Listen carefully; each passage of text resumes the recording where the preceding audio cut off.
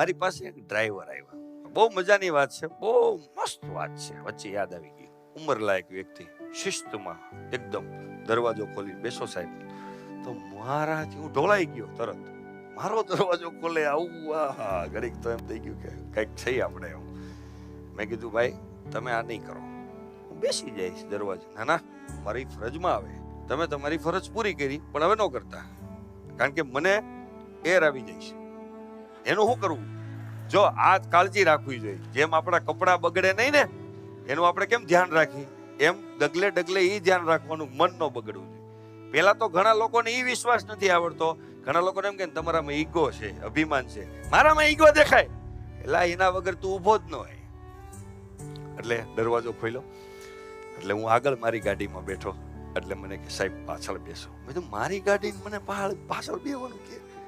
એટલે મેં પૂછ્યું સાહેબ મને આ સીટ કમ્ફર્ટેબલ છે ધીરુભાઈ, તો મને બેસવા ગયો.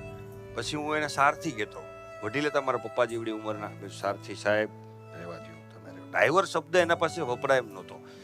પહેલી ટ્રીપ અમે અમદાવાદ મારી, એટલે વડોદરા સુધી તો કાંઈ બોલે નહીં. કપાળમાં તિલક, ચાંદલો, મનમાં હરિનામ ચાલુ. સમજો આ વિષય મહત્વનો છે. એકદમ સાત્વિક વ્યક્તિ, એની બાજુમાં જાઓ ને તો ઉર્જા પણ એટલી સરસ મજાની. શિષપાલજી સાહેબ મને એક પ્રશ્ન થયો, આટલો સાત્વિક વ્યક્તિ ભગવાન આને ડ્રાઈવર હું કામ બનાવ્યું? આ મેનેજમેન્ટમાં ખામી 100%. આવું પાછું થયું મને, આને ડ્રાઈવર હું કામ બનાવ્યું? આ પ્રશ્ન મગજમાં ફરે. પ્રોગ્રામની અંદર મારી બેગ, લેપટોપ બેગ ને બધું અંબાવે, એટલે મારી સામે આવે, એટલે આયોજક હોય બધા એને જોવે, કપાળનું તેજ જોઈ અને પૂછે કે પારસભાઈ આ કોણ? એટલે મારું જીભ થોથરાણી. મેં કીધું મારા ડ્રાઈવર તો કેમ કેવું? મારા સારથી છે, સારથી. એટલે એ આમ ઉભા હતા, વચ્ચો વચ આવી, ગાંધી સાહેબ સારથી નહીં ડ્રાઈવર કયો, હું તમારો ડ્રાઈવર છું. કેતા મને સેજ પણ સંકોચ નથી થતું, મારું કર્તવ્ય છે. ભગવાન કૃષ્ણએ વાત કરી છે કે જેને સ્વધર્મ ઉપર જેને ગૌરવ હોય એ ઉત્તમ કર્તવ્યવાન વ્યક્તિ. મેં કીધું મારા કરતા તો આને ગૌરવ છે. ભગવાન આને તે ડ્રાઈવર હું કામ બને? આને હું કામ બને? આને કોઈ કંપનીનો માલિક બનાવવો જોઈએ. આને કોઈ પ્રશ્ન થાય મને. હાવ સત્ય ઘટનાઓ ટૂંકમાં વાત કરું. આવો સરસ મજાનો ઓડિટોરિયમ, એમાં એ બેઠા હાજર, અને જે મેં એની સાત્વિકતાની વાતો હતી એ જાહેરમાં કરી. આ વ્યક્તિ હવે એ વાત કરી અને મજા આવી, વાત પૂરી થઈ ગઈ. પછી પાછી અમે અમદાવાદની ટ્રીપ મારતા હતા, ટૂંકમાં વાત કરું. એમાં એક્સપ્રેસ ટોલ નાકું આવ્યું, ત્યાં ઉભા રહ્યા. અને મને ગમે નહીં કે બારકોડ સિસ્ટમ છે ને, એ બારકોડ પૈસા આપણે દેવાના, આપણી ગાડીમાં વચ્ચો વચ્ચે સ્ટીકર ન લાગવું જોઈએ, આપણે નીચે મૂકવાનું, આપણે લુક વિખાય, આવું મારું માનવું. એટલે હું સ્ટીકર નીચે રાખું. તો એને એમ થયું કે કદાચ હું સ્ટીકર ચોંટાડી દઉં ને એટલે ઉપર લગાડું નહીં. એને મને પૂછ્યા વગર લગાડી દીધું. હવે ખબર નહીં મારું મગજ કઈ ટાઈપનું હોય છે એ સમયે. એટલે મેં તો આ કોને લગાડ્યું? એટલે મેં લગાડ્યું. હવે એમાં શું છે કે મેં વખાણ કર્યા ને પછી થોડીક મને તકલીફ તો થવા માંડી હતી, કારણ કે પછીની ટ્રીપમાં મને ઉપદેશ ચાલુ થઈ ગયો. એટલો સાત્વિક વ્યક્તિ, મનમાંય કોઈનું ખોટું ન કરે. પણ આપણે બધાનો સાર પકડવાની વસ્તુ એ છે કે કોઈ દિવસ કોઈનું અહિત ન કરે. પછી એને બારકોડ લગાડ્યો, અને બારકોડ મેં ઉખડો, અને મને નહોતી ખબર કે બારકોડ જે ઉખડો ને એના હૃદયના પડ ઉખડા બરાબર છે. એ મને નહોતી ખબર. મેં લગાડ્યો, મારો બારકોડ ઉખડી નહીં, પણ બોલે નહીં કાંઈ.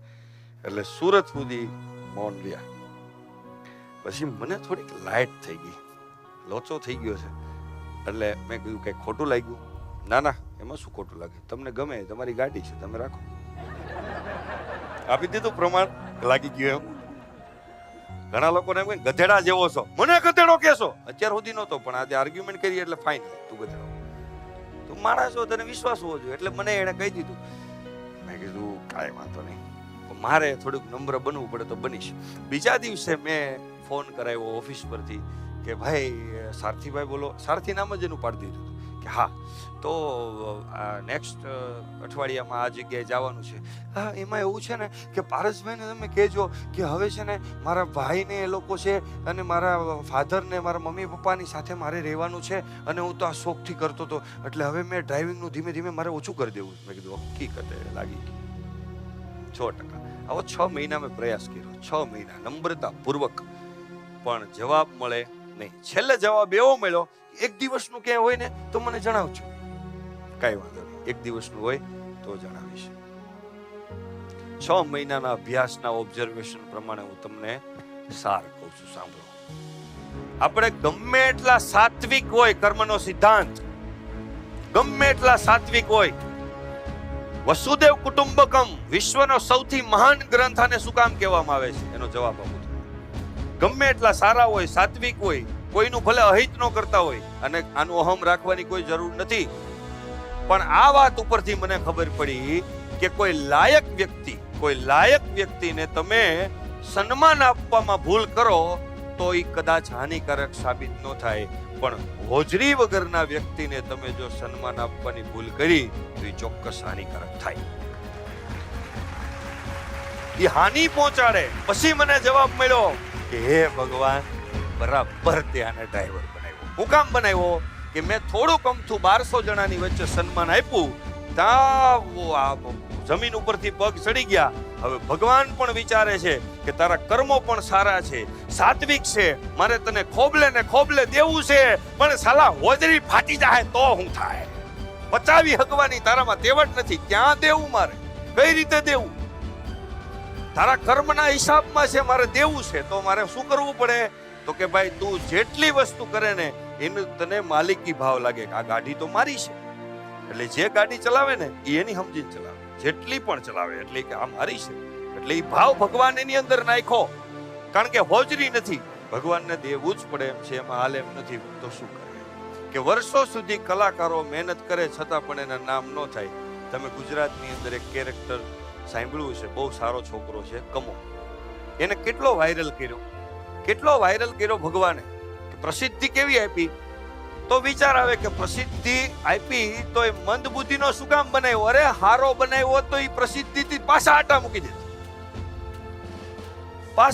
દેત, એટલે કે પહેલેથી જ બરોબર. એટલા માટે ભગવદ ગીતાની અંદર કોઈ સંપ્રદાયની વાત નથી થતી, અને વૈશ્વિક વિચારધારા, વસુદેવ કુટુંબકમની વિચારધારાની વાત થાય છે. એટલે હોજરી મોટી અને વિશાળ વિચારધારા બનાવે છે. શ્રીમદ ભગવદ ગીતા જ્ઞાતિવાદમાંથી બહાર કાઢી અને કૃષ્ણવાદમાં લગાડે છે. શ્રીમદ ભગવદ ગીતા માટે વાંચવી જોઈએ. ભગવાનની કૃપા એટલે શું ખબર? આપણે એમ કે ભગવાનની કૃપા અહીંથી બોલીએ, આપણે વ્યવહારિક જગતની અંદર બોલીએ, સાહેબ એક સર્કિટ ખાલી આમથી આમ થઈ જાય, આમથી આમ રેડિયાની અંદર રેડિયો વાગતો હોય અને બરાબર ખાલી એક પોઈન્ટ જ આમ ફેરવે એટલે રેડિયો ઘોઘરો વાગે. પણ એને સેટિંગ કરવામાં આવે ને, સેટિંગ કરી નાખો એટલે સુંદર મ્યુઝિક વાગે. એ એટલો પોઈન્ટ ખાલી મગજનો આમથી આમ થાય ને એટલે અહીં શ્લોકની જગ્યાએ ગાલું બોલવા. આ સીધું બોલાય છે, એ સૌથી મોટી કૃપા છે. સીધું તમે સાંભળી શકો છો, એ કૃપા. ભગવાનની કૃપા એટલે હું ચારે બાજુ જોવાની, આભાર માનવાની કઈ સિસ્ટમ આ છે. એટલે વાત મારી કહેવાની એ છે કે એના હિસાબમાં કોઈ દી ફરક પડતો નથી. એટલે ભગવાન કરુણા નિધાન છે, દયાળુ નહીં, દયામાં અભિમાન હોય છે. મેં તમને વાત કરી, આખી દુનિયા દુખી હોય તો બિચારો દયાવાળો માણસ છે એ દયા ખાય ને. એટલે દુનિયા દુખી રહેવી જોઈએ, દયામાં સારા માણસનું અભિમાન છે, ભગવાન કહે છે. અને આ અર્જુન છે ને એ પ્રકારનો માણસ છે. આ સારા માણસ, સારું અભિમાન એન્ટર થઈ ગયું. સમય જે દિવસે સારો હોય ને, સાહેબ હું તમને વચ્ચે વાત કરું આ કર્મના સિદ્ધાંતમાં. બાદશાહભાઈ પાસે હું બેઠો, લાંબો સમય બેઠો, અને એને મને જે એક વાત કરી છે, મને કે પાંધીભાઈ આમાં કોને કરોડપતિ નથી થવું? બધાને થવું છે. આપણે એમ કે વિઝ્યુલાઇઝેશન કરો, કરોડો રૂપિયા આવશે. એટલે આ બધા વિઝ્યુલાઇઝેશન કરે, કોઈ દુખી રહેવું, કોઈને આવે છે પૈસા. એના જીવનનો એક સાર હતો કે હું આટલું જીવન પછી મને એક વસ્તુ સમજાણી કે ઈશ્વર એકવાર જે વ્યક્તિને, જે જીવને નક્કી કરી લે કે આને ઉપર લઈ જાવો છે, પછી દુનિયા આખી એના વિરોધમાં હોય ને તો એને ઉઠાવે પાર કરે. કુદરત નક્કી કરે, એના ઉપર હોજરી ઉપર નક્કી કરે. શેના ઉપર? વૈશ્વિક વિચારધારા ઉપર નક્કી કરે કે આ જવાબદાર વ્યક્તિ છે.